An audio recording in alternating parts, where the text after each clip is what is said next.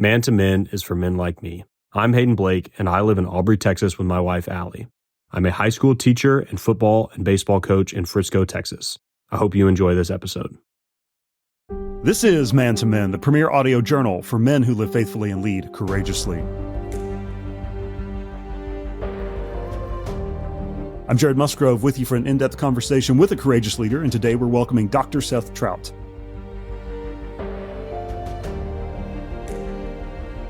We're talking to him today because he has spent years researching Generation Z's understanding of their bodies in light of expanding digital existences. Now, that's a lot of words. We're going to bring that down to talk about particularly how men are thinking about their bodies, both historically and also today. It has an effect on every one of us, guys. What you should know about Seth is that he's also the host of the King and Culture podcast from Ironwood Church in Arizona, where he serves as the teaching pastor, and he's writing on masculinity and a forthcoming book coming from Baker Publishing. You want to be on the lookout for that.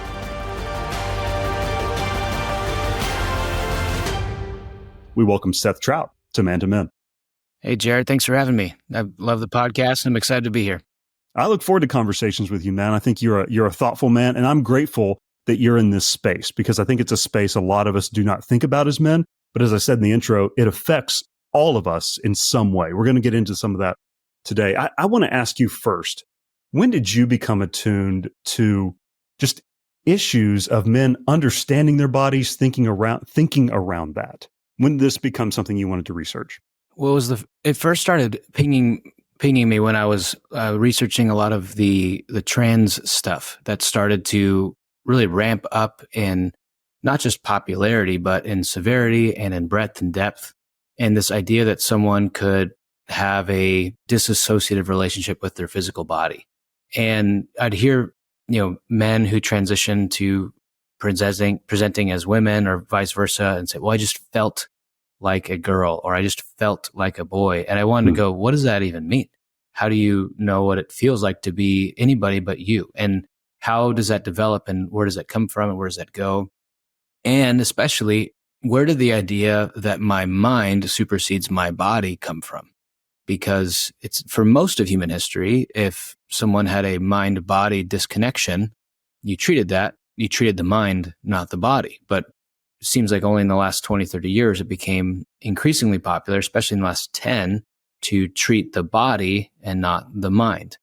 And a lot of that question of what's the relationship between mind and bodies and what is your relationship to your body and what is the nature of a body?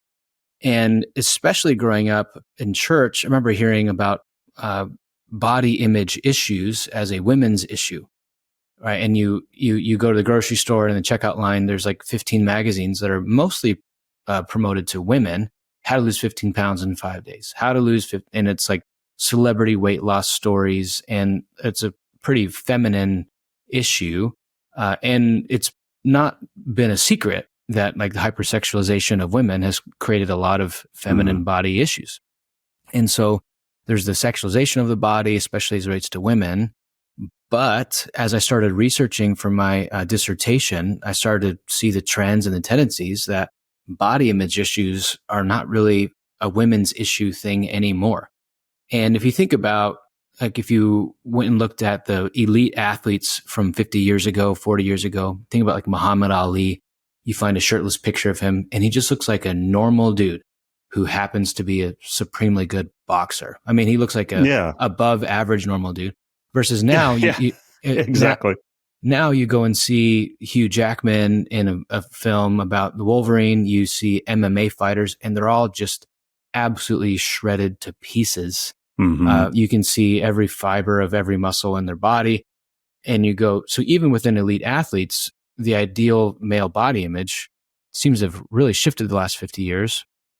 And then even recently, I saw a piece in GQ magazine that's talking about the rise of steroid use. And so you have a cultural moment where it's really normal for people to start supplementing their testosterone because they want to have kind of 16-year-old level testosterone all the way up until they die. And that just changes the dynamic, especially when you go to Instagram culture and you're bombarded with images on a regular basis. It used to be when you're in high school or college, you kind of had to compare yourself to the bell curve of people that were in the room with you. Now you get on Instagram and you have to compare yourself to 1 billion people, and the algorithm tends to present the 0.01% of people.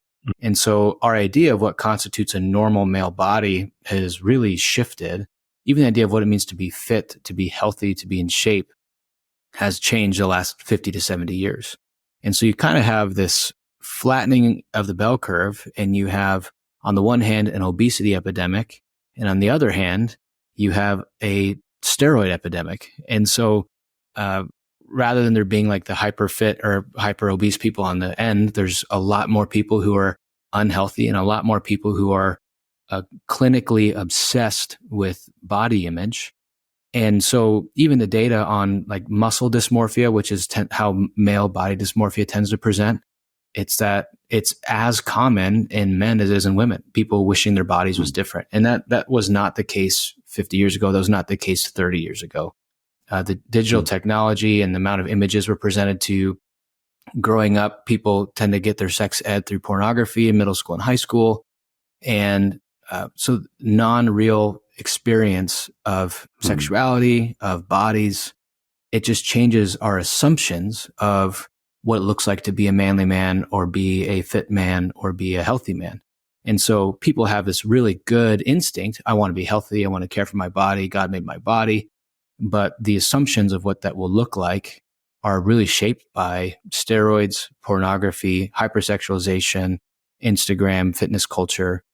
And it erodes at people's soul, because there's like this constant sense of, I'm not thin enough, I'm not muscular enough. And rather than health being, like, health might have been the initial goal, but then it kind of ends up being this sexualization of the self. Like I want to be an alpha fit person. And so I also noticed it. I did CrossFit for a long time. And one of the best things about CrossFit is there's no mirrors in a CrossFit gym. That's part of their thing.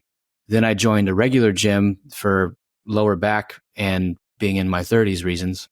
And there's mirrors everywhere. And it creeped me out. All this making eye contact with yourself while grunting and squeezing the dumbbells and going, this feels really weird. And so looking at the trans disassociation with bodies, having to do research on how people develop an unhealthy relationship to their body, and then thinking through the way digital technology, through things like Instagram and pornography especially, shape our self-concept is a lot of how this started coming into play. Yeah. That's fascinating, man. Thank you for that. I want to delve a little further back in history, because you're covering really movements of, I think you mentioned the last 50 or so years, particularly with digital technology, which is really new, even just within our lifetime right now. Absolutely. The dissemination of these images and how we get them and even what they are. Can we walk back even further and talk about just what is some of the history of male body image? Because it's something we've always had with us. The male body has always been with us. But how has that view of it been, and how has the male body been viewed through history, and what has changed so much? Yeah, a big part of this goes back all the way to Plato. The earliest thing, not the earliest, but key and significant factor in laying the foundation of Western culture. And the Platonic followers, those who followed Plato, had this phrase, which is soma sema, which in Greek is a pun, which means the body is a tomb, meaning your body's gross and yucky, and it has all these urges, and it leaks, and there's these desires, and they're animalistic and base. But the mind is like this transcendent, eternal, clean, good thing. And so a liberation from the body in support of the life of the mind was a lot of Plato's thoughts. And then even in the early church, some of that bled in. So especially in the ESV, you have this idea of the flesh, and people think the flesh means the body. And the NIV translates that word flesh, not as flesh, but as sinful flesh, like kind of it, which is not really translation. It's kind of a helpful clarification that Paul's talking about the flesh, which is the person insofar as they're conformed to the patterns of the world, not necessarily conformed to the patterns of God. And so flesh ends up being this assumption. So you could read Paul and be reading about the flesh and its destructiveness and its grossness, and you could project that onto your body. But Abraham Kuyper, who's a theologian around the turn of the 19th century, has this phrase, for the body against the flesh, that God is for the body. We see that in 1 Corinthians 6, that Paul writes that the Lord is for the body, meaning he's pro-body. He's high on bodies. He made bodies. They're not accidental to the person. They're central to the person. And so Paul in 1 Corinthians 6 is correcting some of that, because what happens in 1 Corinthians 6 is this church was full of these men who kept going to prostitutes. And Paul is going, you guys need to knock that off. And there's all these Corinthian justifications. Like, well, the stomach is meant for food. So also the body is meant for like these base animal instincts. And Paul goes, no, the body is meant for the Lord. The body has a design. The body has purpose. And then the other Corinthian phrase was, well, God's going to destroy both one and the other. So like, doesn't really matter. And Paul rebuttals and says, no, the Lord will raise the body. The body is eternal. That's central to God's purposes, not accidental or incidental or sideways to them. And so Paul's actually correcting the antibody instincts of the church in Corinth. And the antibody instincts end up leading to like licentiousness and sexual immorality, because you kind of, is sex just like blowing your nose or shaking hands? You have something in your orifice, you guys got to get it out. Like, is it just blowing your nose, or is it something meaningful and connected and integral to the design of the body? And Paul's saying, no, sexuality is good and the body is good. But the early church butchered that a good chunk of time. And you have these heresies developing, especially one called Docetism. And so Docetism comes from this Greek word dokeo, which means appearance. And it was so committed to the view that bodies are bad that they said Jesus Christ could not have actually had a physical body. He had to have been some type of aphorism or ghost figure, or he just appeared to have a body. That's Docetism. He didn't actually have a body. He just appeared to have a body. And so that heresy is a big deal. And it's denying the incarnation of Jesus, which if you deny the incarnation of Jesus, then you deny the resurrection of Jesus. And if you deny the resurrection of Jesus, then like Paul says in 1 Corinthians 15, then who cares? What's the point of all this? Throw it all away. And so the early church is not immune to especially looking at male bodies, which are like these like sexual impulse laden base appetite things, and kind of blending that Platonic bodies are bad instinct with some of Paul's teaching, even though Paul's pushing back on that pretty hard. Then what you get is, especially through into the 15th century and 16th century in the Enlightenment, you have a guy named Rene Descartes come around, who Descartes is where you kind of get the idea of Cartesian. And his whole idea was like this famous phrase in Latin, cogito ergo sum, I think, therefore I am. And Descartes trying to ask the question, how do I know that I exist? Which is kind of the stereotypical angsty philosophy 101 question. I was a philosophy major and we had to read Descartes, and it's like, do you know that you exist, or do you all live in the Matrix? How do you know you're not living in the Matrix? And he was really doing that 500-600 years before the Matrix. And he says, well, how do I know that I exist? Well, there's this thinking thing, the I, something's happening, so the I must exist. I am thinking, therefore I am. Whatever the I is, it's a thinking thing. And so that again centered the thinking self as the real self. He doesn't have a body, therefore he exists. There's thinking, therefore he exists. So the mind is more basic to the human than the body. Now that leads to a whole bunch of possible implications. And so when you think about male body images, I think I am fat, therefore I am. I think I am a woman, therefore I am. I think I need to be more muscular, therefore I am. And so it kind of hyper validates thinking as the trump card to being in the body. And so it's not like digital technology invented or created male body image issues or body issues. It just recapitulated or is rehashing the Platonic stuff, the Cartesian stuff. Now it's just digital stuff. And so I titled my dissertation Neo-Docetism, because it's just a new version of that 2,000-year-old thing. And part of what we need to do as men is not buy into the my body is bad version of Christianity, because that creates a whole host of problems. And so this idea that God's going to save me from my body and I'm going to be this bodiless, angelic pseudo person floating around in the intangible heaven playing a harp but I don't have fingers or a body. I don't know how you do that as a naked baby angel with no body, but that's kind of the assumption. Be miraculous. Yeah, that's the assumption that I grew up with. And so I don't think I was even necessarily taught that. I think part of it is you go through puberty, you hate what your body's doing. And so it's uncomfortable. Puberty is very uncomfortable. That's one of the definitions of it, I think, is all of a sudden there's like this hormone thing. There's my body doing new things thing. I don't like them. I like the old way it was going. Maybe my body's bad, especially I've heard it said that when males go through puberty, they go from having like a shot glass worth of testosterone to like 2 pint glass worth of testosterone in their body. So all of a sudden you're like horny all the time. Yeah. And that's bad, we hear. So therefore I'm bad. My body's doing inherently sinful things. And so rather than even seeing sex drive as a good instinct that needs to be stewarded, we see sex drive as a gross thing that needs to be crushed into pieces.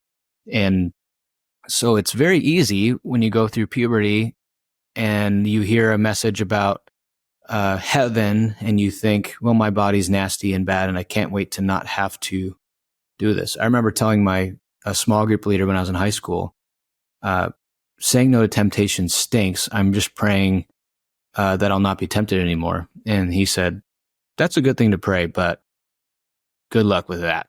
That's a great prayer to pray. Yeah, I've talked with some 80-year-old men who would also share in that. Yeah, like, man, it's not going away. Yeah, a different one of my mentors, I remember telling him, like, I just think that like once I'm 30 and like my body chills out and my test starts to drop, then I won't have to like say no to sexual temptation all the time. And he said this pretty bluntly, which is like shocking, but it was helpful to me. He said, just so you know, I just did counseling with a couple. They're 71 and 70. And the 71-year-old just cheated on his wife with her mother, who's in her 90s. And I, as a naive 18-year-old, thought, that never happens. That doesn't happen. And he's like, it happens. I'm not saying it's good or we should just accept it as normal, but it happens. And my point being, if you don't learn to steward your sexuality under the authority of God, now there's no reason to think you'll be able to do that when you're 71 or when you're 90. There's absolutely no guarantee of that. And so even then you realize that having really low test and being old and aging does not give you the ability to just sin less easily. Nor does it bring increased self-control if you've not been cultivating that in your own life, for sure. Yeah. So the history of males not liking their bodies probably takes different shape and form. And I think nowadays there's more related to technology from like digital stuff, but also the pharmacology side of things. I have a bad feeling, assuming all anxiety is clinical anxiety and needs to be medicated, assuming all depression, like all sadness is a major depressive disorder, needs to be medicated, assuming small muscles need to be big muscles, so I need to medicate that with testosterone, presuming that 15% body fat's too fat because the images I see on Instagram are of guys with 7% body fat, so I should take trenbolone and get as thin as possible.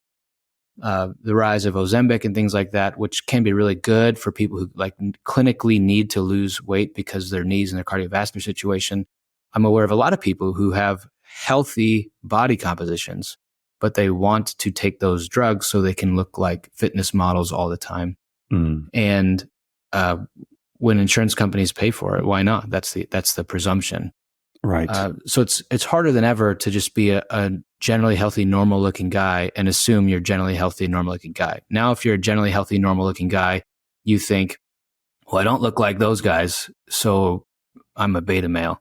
And I think that that's a pretty bad position to be in. And so our sense of the goodness of our bodies, the health of our bodies, is overly shaped by hyperexposure to images of frankly pharmacologically enhanced people that we assume are normal. Like I just saw the Deadpool Wolverine movie, and Hugh Jackman looks jacked, wildly good in it, and there's like a lot of jokes about it. And everyone needs to know, no chance is he not on a whole bunch of stuff and it's impossible to do that without clinically dehydrating yourself, and among other things. So bodybuilder culture, which has never been about health, it's just been about presentation, is like bleeding into the mainline assumption of what people should be doing with their bodies, which radically increases like cancer risk, cardiovascular disease risk. I was talking to one of my buddies who's a medical doctor, and his test is a little low. If you're familiar with testosterone stuff, like 300 to 1,000 is considered like clinically typical. But now there's this assumption that if mine is on the lower end of, like, maybe mine is 350 or it's 450, I should take shots to get it to 800, 900.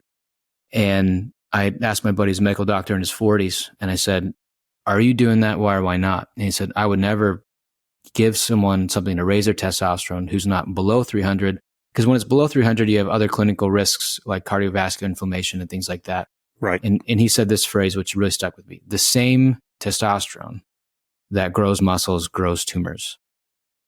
And that's a metaphor, I think, for masculinity in a variety of ways. The same testosterone that builds buildings and starts businesses and initiates evangelism, and that bold, courageous, strong, initiating masculinity is the same masculinity that abuses and harms and destroys. Like, I think nuclear fusion is a great metaphor. You can power a city with nuclear fusion, and you can destroy a city with nuclear fusion.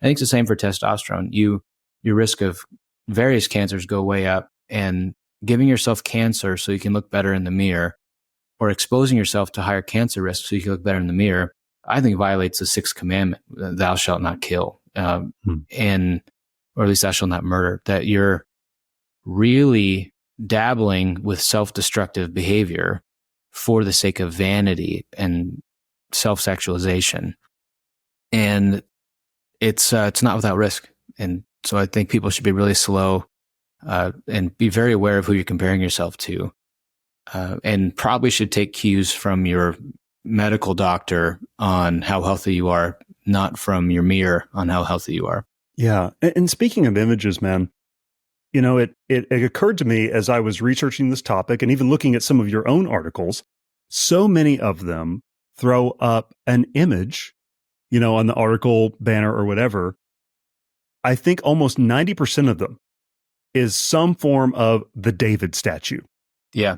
From the Renaissance. And so that's an idealized, everything bared male form.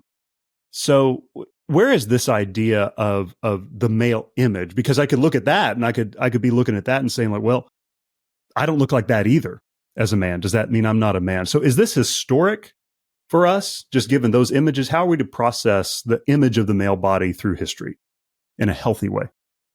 Yeah, statues and like the idealized thing, like there's always been really fit guys in history who, like the Greco-Roman wrestlers, that their whole thing was wrestling naked because it was meant to be raw and unfiltered, and and even like trying to interpret the meaning in some of those statues, so like I remember reading a research paper about the David statue and the size of his penis. And one of the reasons why it's portrayed as like on the smaller side, whereas there's other cultures like where all the statues of men have like these ginormous phalluses.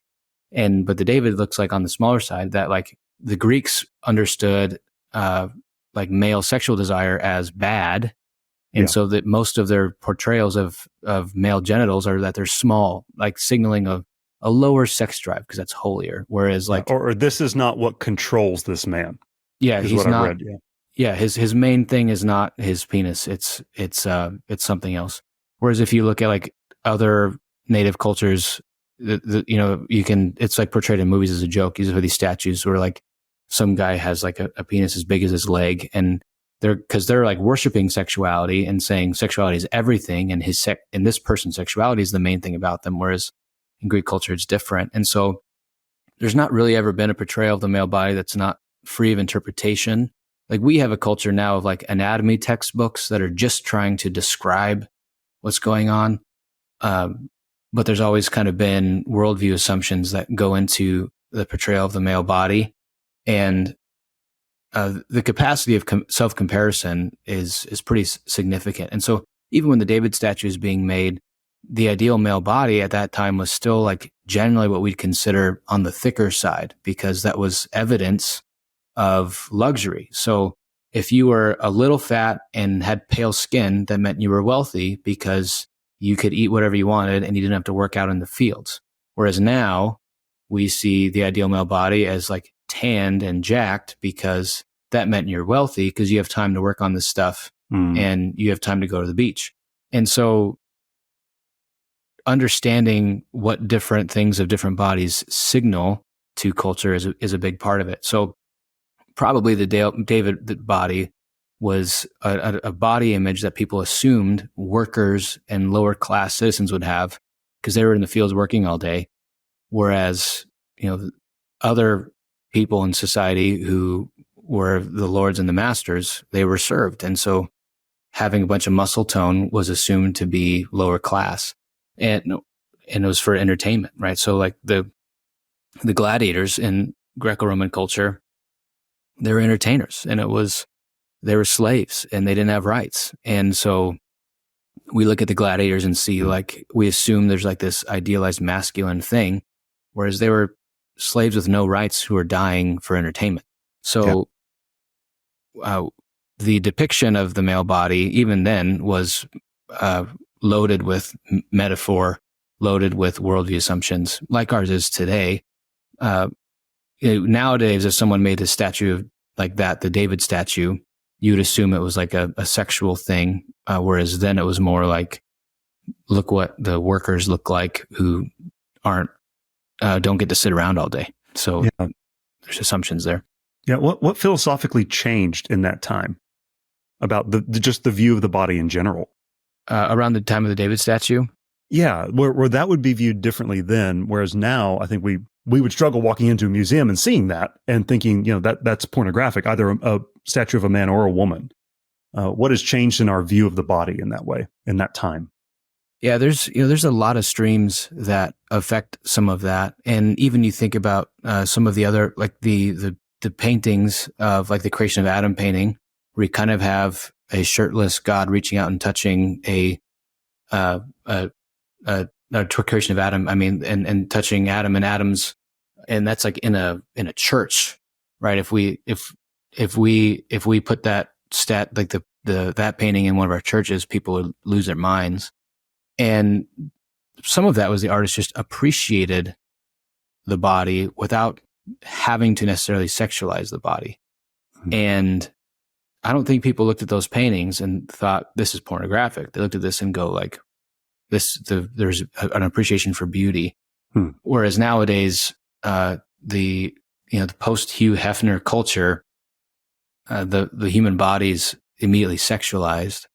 And I think pretending like that's not true is foolish, right? So, we have different assumptions and different things we import into seeing based on our own socialization, since really the dawn of, the kind of the free love thing, where, the assumption has been for a long time that like wealthy elite men had, casual, consequence-free sex. But now, because of like contraceptive technologies and abortion, now we can have women doing the same thing as men. So now it's not just the elite men who get to have casual consequence-free sex. Now it's women too, and basically all men get to have casual consequence-free sex, and at least so-called casual consequence-free. I don't think that's actually true. Yeah. But what that does is that means that for the first time in human history, people can just see people and assume they're all sexual fair game. And I'm not on the hook to raise a child or bear a child.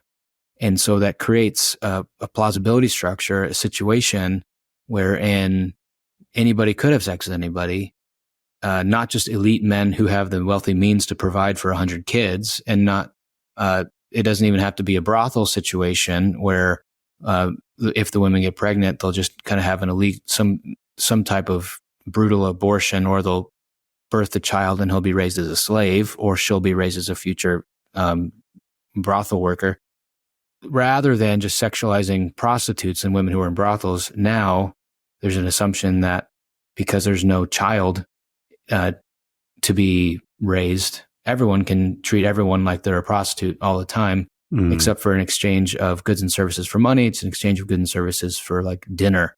So it's like soft prostitution as a default way that people relate to one another. The idea of like putting out on a first, second, third date is so normal. But not seeing that as just gentle prostitution where you go wine and dine me and then, we'll do an exchange.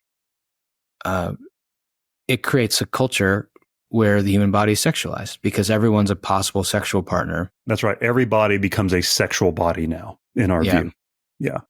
Yeah. And so even if you're not personally plagued by or dealing with pornography addiction or pornography use, your assumptions bleed into everything. And so even within Christian culture, there's the idea of like the Billy Graham rule, which has been like think peace to death because this idea of like, can a man be alone with a woman? A man saying I cannot be alone with a woman is him buying into the same type of interaction, like the same type of assumption, right? Every member of the opposite sex is a potential affair waiting to happen.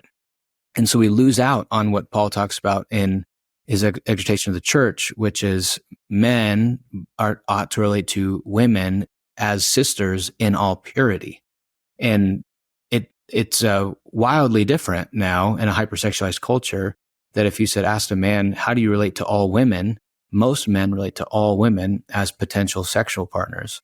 Whereas Paul's exhortation to the church is relate to all women as sisters in all purity. And that's a pretty countercultural thing that the church is called to do, that Christians are called to do.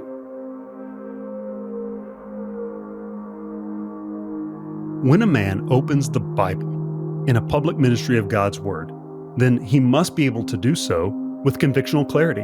Discipling others is an act of obedience, guys. It's an act of obedience to our Savior in fulfillment of His Great Commission.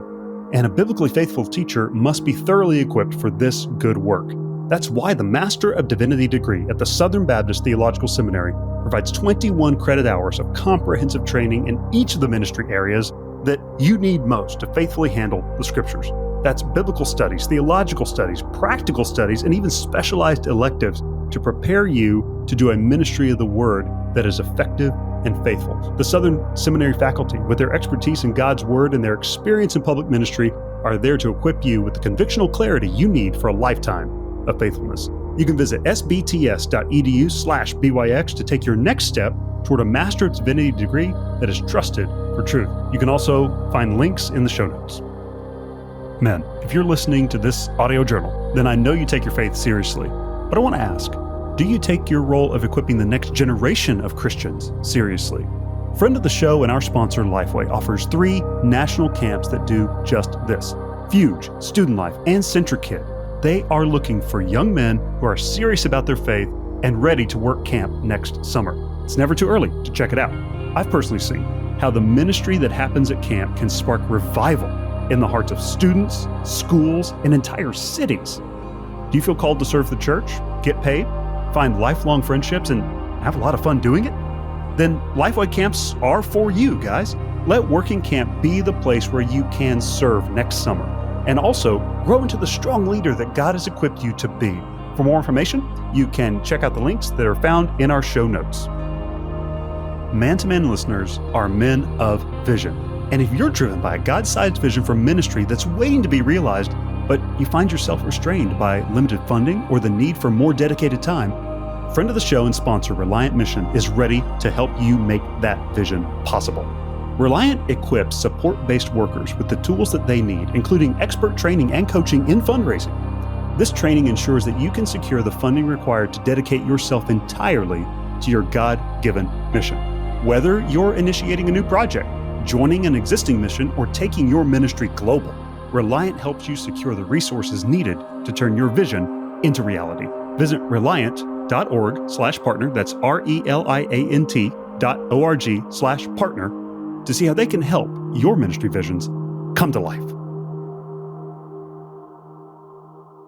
we've touched on it several times. We really can't talk about this issue without talking about something you and I run into pastorally all the time, and I'm interested to see if any of this came out in your research.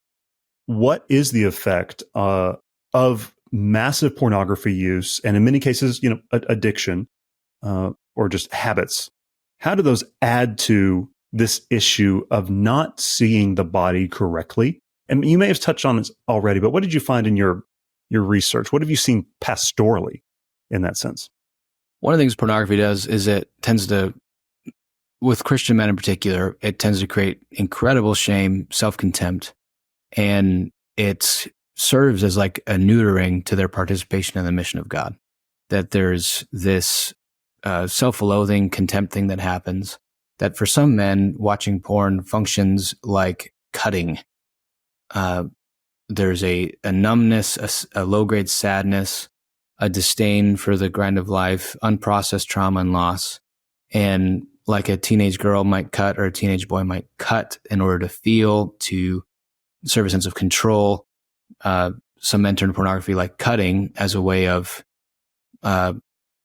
feeling something again. And then there are scars and shame and lack of coping mechanisms. And so it also creates what I would say is like a weird paradoxical homophobia, that men have a difficult time being affectionate and brotherly and warm to other men because all these things get sexualized. And this idea that I would be like warmly close to and friends with another man, when men look at a lot of porn, they end up seeing a lot of pseudo-bisexual gay stuff in there as well. And so there ends up being a fear of intimacy with other men that's not even sexual in nature. It's just this kind of like fear of connection, of sexual anxiety that leads to resistance of brotherhood. And so some of what I've seen and what some of the clinical best practices are is sometimes men who struggle with pornography, what they need more than they need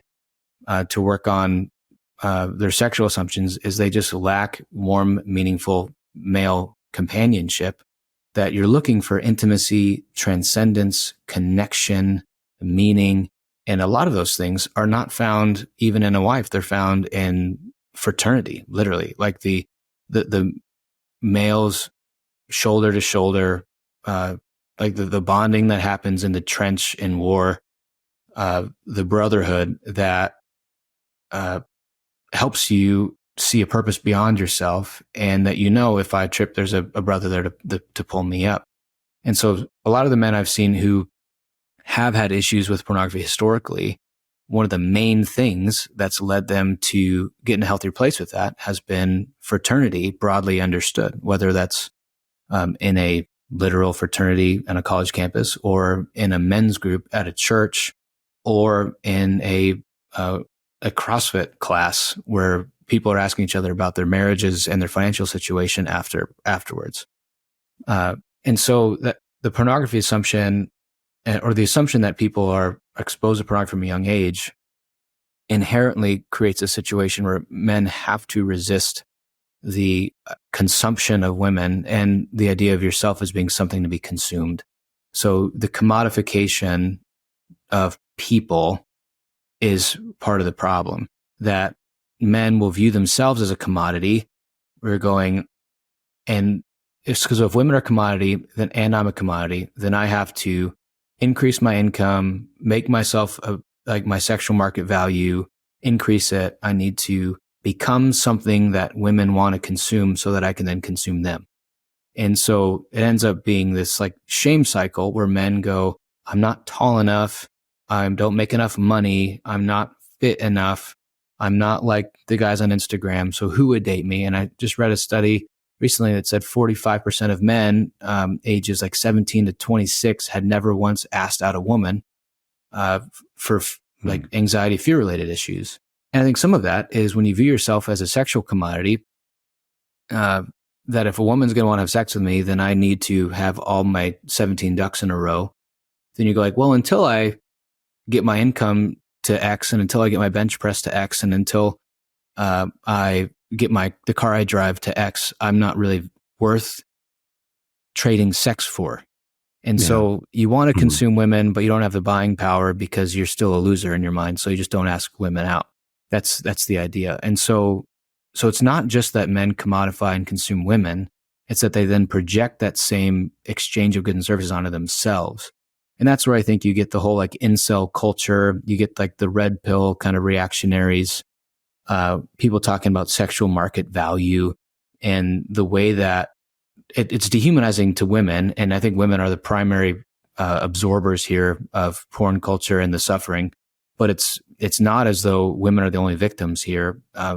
Men's self-contempt and commodification of the self is part of it as well. Yeah, that's true.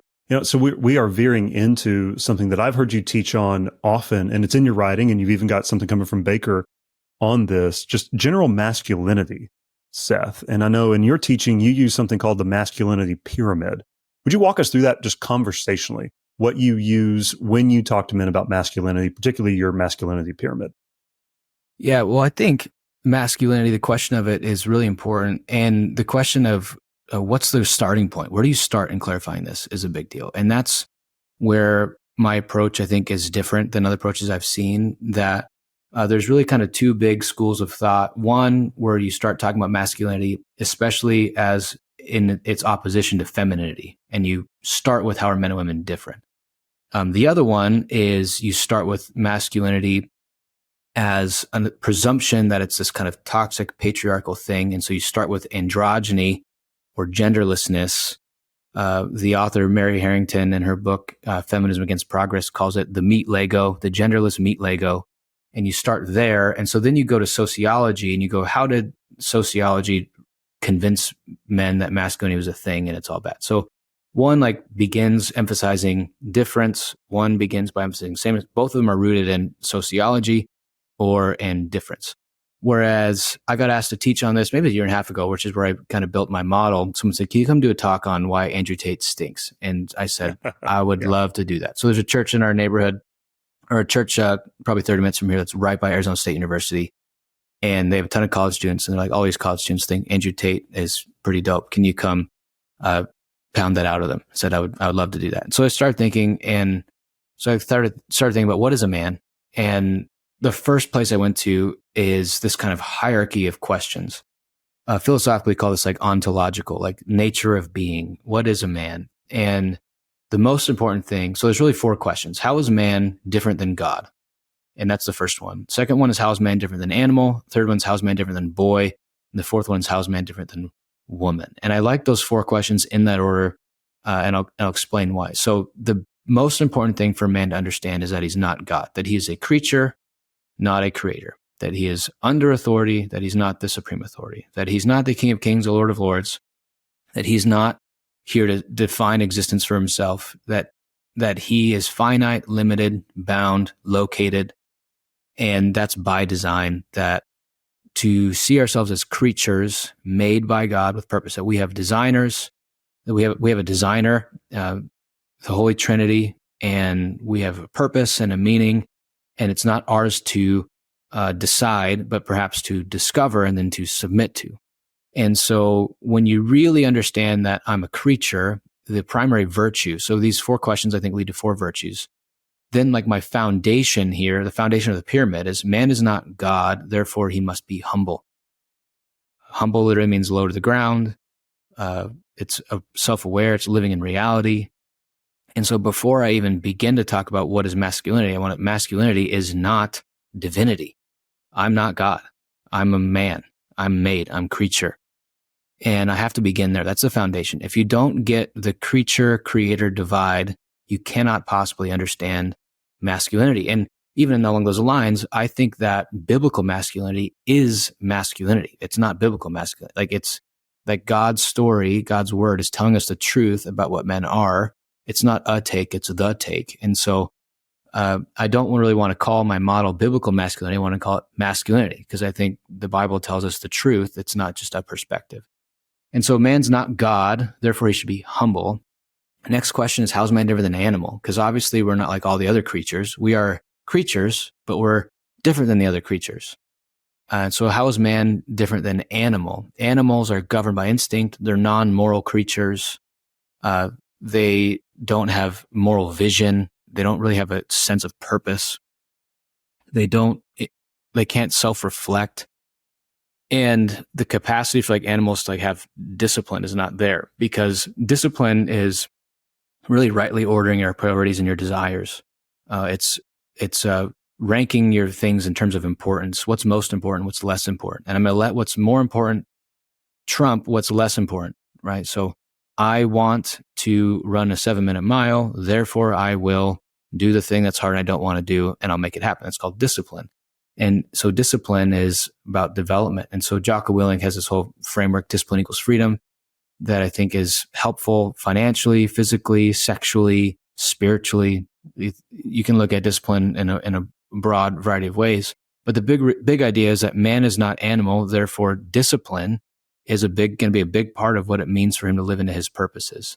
That God speaks to and gives moral vision to humans, especially men, that we need to let supersede our instincts and our desires, that our desires are often disordered and we need to bring order to them. That is discipline. And then the next question is, how is man different than boy? I think this is a lot of what Paul's getting at in 1 Corinthians 10, where he says, act like men. What he's getting at is stop being a child. He's not saying stop being like women. He's saying stop being like children, stop being like a boy. That boys lack the capacity to care for themselves. They need mothers. They need to be parented. They don't know how to pick out the right food from the grocery store. They don't know how to decide who to trust and who not to trust. They don't know how to pay their bills. They don't know how to work a job. And that's not to shame boys. Boys should be boys. A 7-year-old shouldn't know how to do all that stuff. You can be a perfectly healthy, high-functioning 7-year-old and not know anything about how to pay bills, and that's totally fine. But a man's not a boy, and so the virtue there is responsibility. Responsibility is the ability to take care of yourself, to no longer need a mother, to show up on time, to be trusted and to be trustworthy.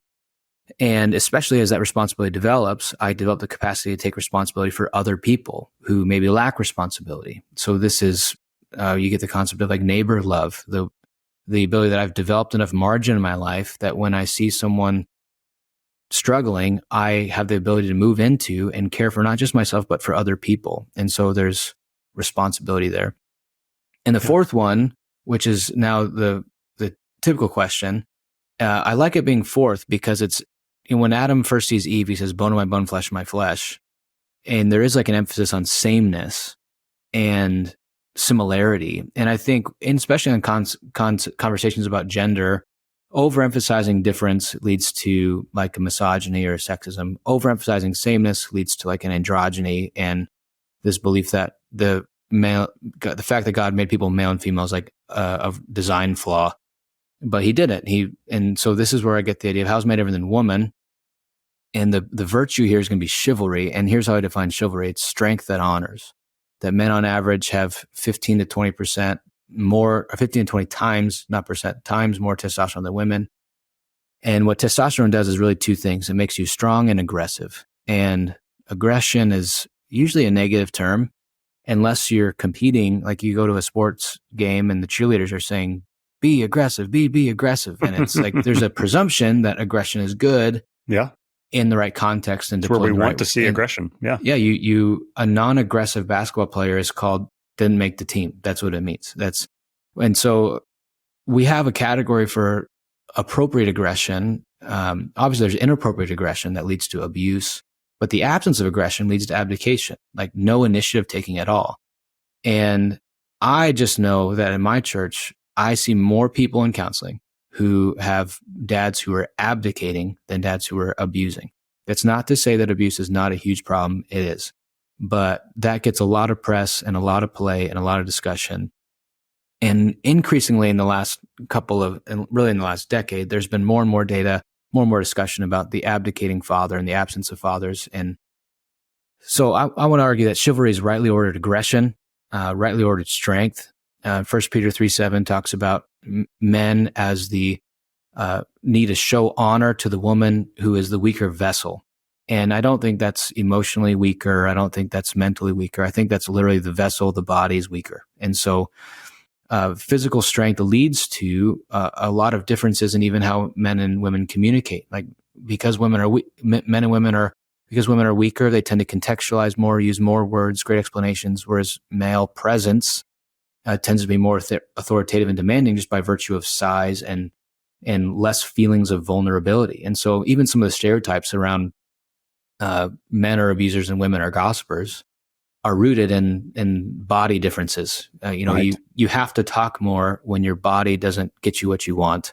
And so there's an assumption there. And so strength that doesn't serve itself, but strength that honors. It's a strength of presence, a strength of character, and even like the natural instincts of what I'll call appropriate male aggression that initiates. That's a thermostat, not a thermometer. That sets tone. And I think that's part of what Paul's getting at when he calls men the heads of their wives. There's no command given there. He's not saying husbands be the head. He's saying husbands are the head. I think what he's getting at is by virtue of their presence, they have a greater capacity to set culture and establish temperature. And so he's observing, not commanding, that men are the heads of their wives. And so we don't, in insecurity, assert ourselves as I'm the head.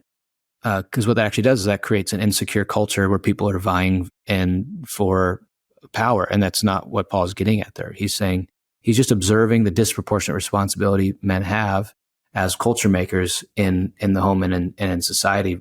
Right. By extension, the larger home. The home is just a smaller version of society.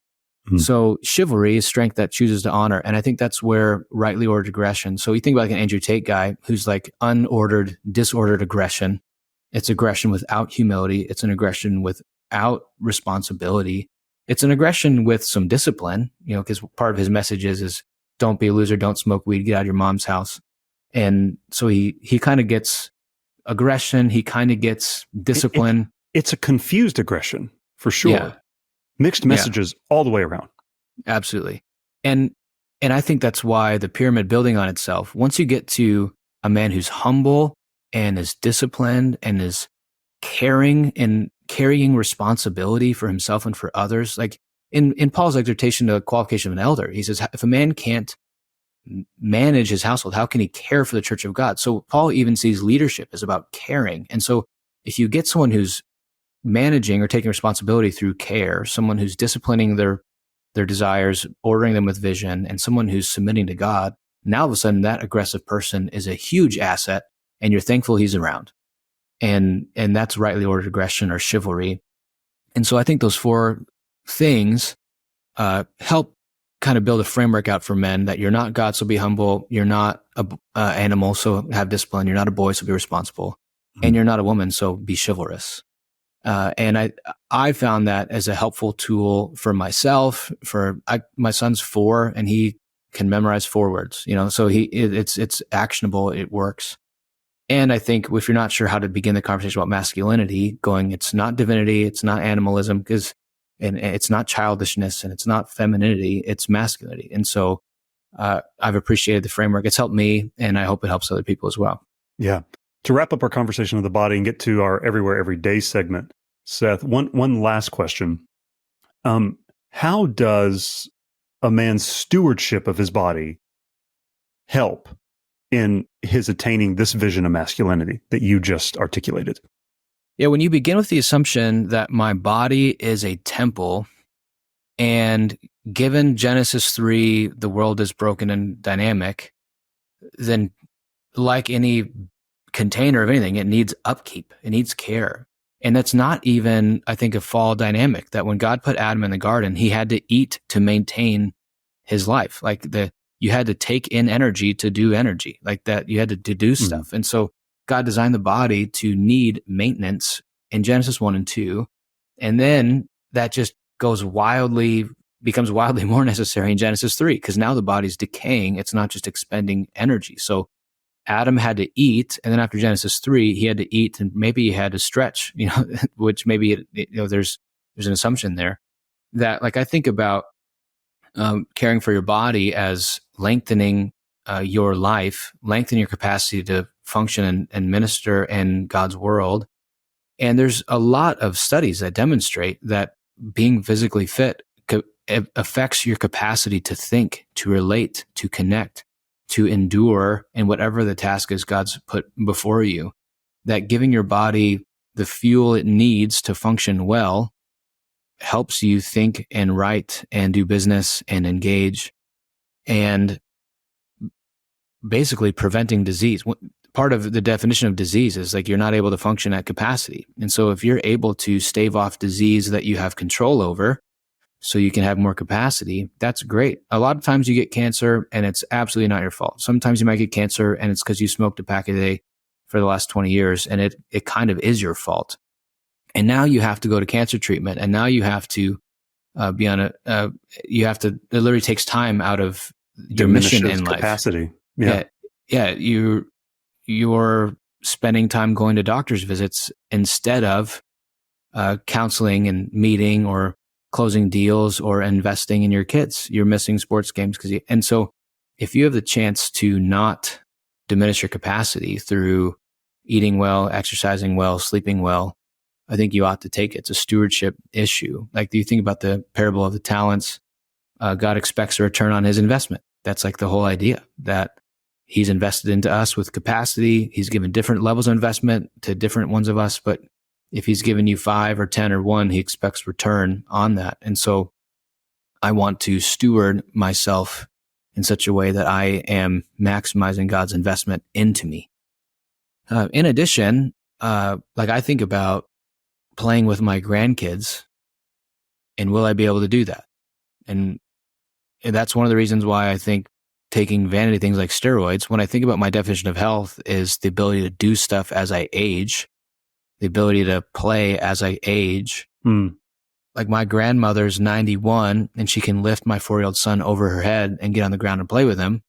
And I go, she climbs stairs every day.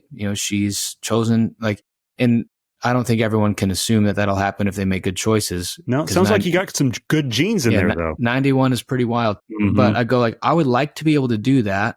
And if I can conduct myself in such a way that I'm making that more likely to happen, I want to do that. That's good. Yeah. No, someone told me one time there's not a lot of overweight 85-year-old men.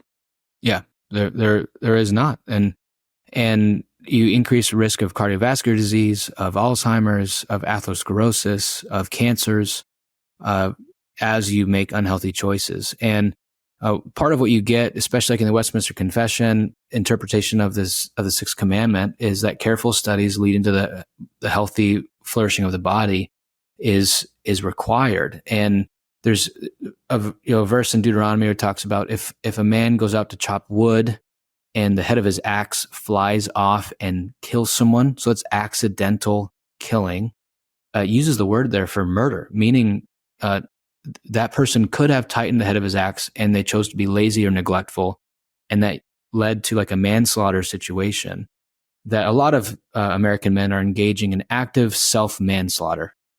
And I'm made in God's image. God does not want me to engage in active, neglectful self-manslaughter. There's this book by Bill Bryson called The Body. And he says the great miracle of the human body is that it takes about 65 years to commit slow suicide through lifestyle choices. And that's like the slow suicide, the active the self-manslaughter, the slow self-manslaughter, the slow suicide through poor dietary and physical activity choices. God's pretty opposed to that. Resoundingly clear. Well, Seth, I want to jump into, just to kind of finish up our time today, our Everywhere Everyday segment. This is a more personal conversation with each guest on just how they live and move and be, wanting to get to know you a little more personally, as you've just been resoundingly clear and I think helpful just in our time together already. I want to ask you, man, just to begin at the beginning, what time do you tend to get up in the morning, and what are some of the first things you've got to do? So my alarm's at 5:30. I usually end up waking up between 5 and 5:30. Sometimes I hit the alarm. And the first thing I do is I make myself my pre-workout. I, walk into the kitchen, make myself pre-workout. I take Fury by Animal. My wife drinks something less insane than that in the morning. But it's just amino acids, caffeine, and drink that. And then I will read something semi-inconsequential because I'm semi-conscious at that point. And then I'll probably do that for 15 minutes. Like right now, I'm reading the book Strong Fathers, Strong Daughters. That obviously is consequential, but I'm not trying to do that. And so then I'll go to the gym from about 6 to 7. And then I get to the office around 7:15. And at that point in time, I'll usually read something else that's more consequential, more kind of devotional type reading, trying to be mindful, present with the Lord. Mm-hmm. I used to do that, try to do that before the gym, but it's kind of hard until the gears are going to spend the most, people say most important time should be the first thing right away. And I go, I agree with that principle. I also think I'm at my best from like 8 to 9. And so I want to put the best thing, not necessarily first, but at the best time. So I'll do that in that window. Yeah. And then I usually write and think until about, or maybe I'll have meetings every now and then, but usually it's carved off writing, thinking, sermon prep until I have a lunch appointment. And then I do mostly management meetings with the church in the afternoon, get home, play with the kids for the rest of the night and bedtime. And then my wife and I usually have the kids solidly down by 8. And so we have an hour and a half together to talk, hang out, hit the bedroom early, or watch a show. And so that's a routine, and it's, we like it. That's fun. Any thoughts on coffee? I drink coffee when I get to the office. I do not drink coffee after lunch. I don't know if basically when I got to 30, if I drink coffee after lunch, it messes with my sleep. It does something, man. Yeah. And so no coffee afternoon, no coffee after lunch. And I found that sometimes, so one of my mentors is Dan Doriani, and he said most time people want an afternoon cup of coffee at 2:30. What they should do is do 20 push-ups, and that's actually better for them as far as to get the engines going, get the mind clear. What you probably need to do is 30 quick seconds of air squats, sit-ups, or push-ups, and that's more effective than a cup of coffee, and it won't screw up your sleep that night. So I try to do that instead. Like, is there something I could just do jumping jacks for a minute? And you look silly in the office doing it, but I sleep better at night, and it's actually more effective than that afternoon cup of coffee. That's fun, man. So you've been dropping hints about some bodily stewardship with just practical things like that. But overall, what is your approach to caring for the body that God's given you? A lot of it has to do, so my wife and I eat fairly well. I'm a big Traeger Blackstone guy. My general dietary advice that I try to follow is 50 grams of fiber a day and 1 gram of protein for every pound of body weight. If you get the fiber and the protein, other things tend to take care of themselves. I try to make sure I'm only having alcohol 2 or 3 times a week. I run a mile every morning when I get to the gym because that's the part I hate the most, and I want to get sweaty and do it. And then I'll follow some type of weightlifting protocol that changes season to season based on interest. And a lot of it right now is I have little kids, so it's a lot of swimming, playing, and making sure my workouts don't get in the way of that. If my lower back hurts so that I can't play with my kids, then my workouts are not doing what they're supposed to do.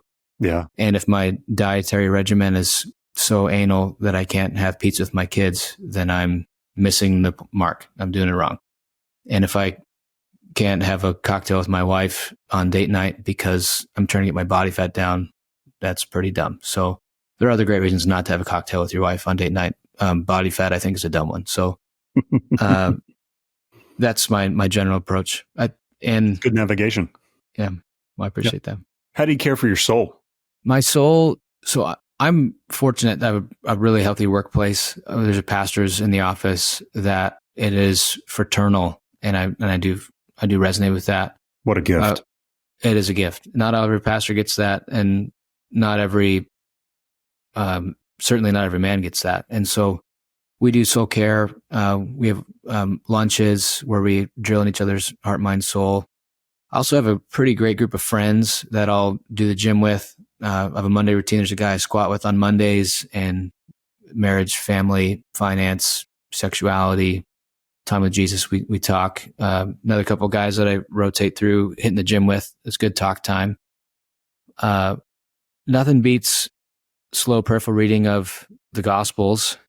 Right now I'm reading slowly through Luke. and it's always rich. The prayer discipline, mine waxes and wanes. I have seasons where I'm doing like praying life, note card stuff, and it's really rich. Other seasons where it's more breath prayers here and there, but I don't have a prayer discipline that I'm proud of or willing to recommend to other people at this moment. But a handful of it's just pretty great friends and the slow reading of scripture. I'm also privileged to, a big part of my job is writing and thinking and praying. And that's very personal in nature for me all the time. I have a hard time separating myself from that work. Yeah, yours is a life of the ministry of word and prayer, for sure. Where are places or people in the scripture where you return to the most? You mentioned the Gospels. Are there others? Yeah, the Gospels are big. The messiness of Genesis I resonate with. Like I look at these patriarchs and how they stink, and Abraham is like bold man of faith who leaves, and then he's pimping out his wife to Pharaoh for personal security. And then his son, who saw what his dad did to his mom, does the same thing to his wife. So there's like the generational patterns there. So lately, the Abraham, Isaac, Jacob, Joseph thing has been resonating with me, especially on the generational side. That's a saga. Yeah, I'm surprised HBO hasn't made some I know, right? TV MA situation there, because wouldn't be hard. I'm sure it'd be blasphemous if they did it, but it would be interesting for sure. So, the patriarchs and their very mixed at best legacy in Genesis is something I go back to, especially now. For a while I was I had kids. Now I'm doing more parenting because my kids, 4 turning 5. It's still low grade parenting, but there is like the generational patterns start to hit you in the face. And so I personally identify with Genesis a lot right now. Wow. All right. What's a book or books that you'd recommend to a guy who says he doesn't like reading?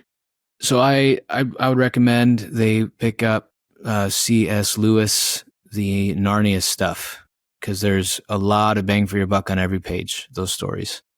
I know they're technically for kids, but I read them last year when I was on sabbatical, and it taught me to love reading fiction. And it showed me that like I could be personally affected and matured, and I could become a better man through reading fiction. And so, don't go read Brothers Karamazov by Dostoevsky unless you already have the muscles for it. Yeah, definitely not. Don't take that out for the first spin. No. Yeah. But I personally read and reread Narnia all the time, and it helps me from getting too nerdy, and I think it helps me be a better storyteller to my kids, and it helps me see that things don't have to be complex to be really meaningful. That's really good. Any favorite podcasts or just other media that's helpful to you right now? And here's the thing, man, guilty pleasures are welcome in your answer. Yeah, the 2 main podcasts I really like, one is The Surprising Rebirth and Belief in God with Justin Brierley. It's really good journalism from a Christian perspective, examining cultural trends, and he gets really great guests on there, and it sharpens my thinking. And the one that's probably more on the guilty side is Smart List with the Jason Bateman and Will Arnett, and it's just really funny. It's one of the ones that like I like listening to on the way home from work, because it's kind of a lighthearted reset, and it's just celebrities talking about their life, and a lot of them are comedians, so it's pretty funny. Probably super relatable as well. Yeah, they're all funny, and they all give each other crap, and it's a good time. Man, well, it's been a good time talking to you, Seth. Thank you so much. Again, resoundingly clear, super helpful for the guys. Thank you for coming on today. I appreciate it. I love the podcast, and I'm glad I get to be on it. Thanks, bro.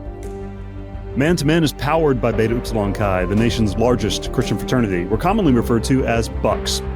We exist to equip and empower college men to live faithfully and lead courageously. You can find out more about Beta Upsilon Chi by transliterating our Greek letters and adding a .org. That's byx.org. And if you're enjoying Man to Men, please subscribe and consider sharing the show, giving to our work with college men across the country, and you can do that by following the individual partner link in the show notes. We are produced, rather well I might add, by the good gentlemen of the Good Podcast Company. Producer Bradley is at the helm over there. Until next time, I'm Dr. Jared Musgrove with Man to Man.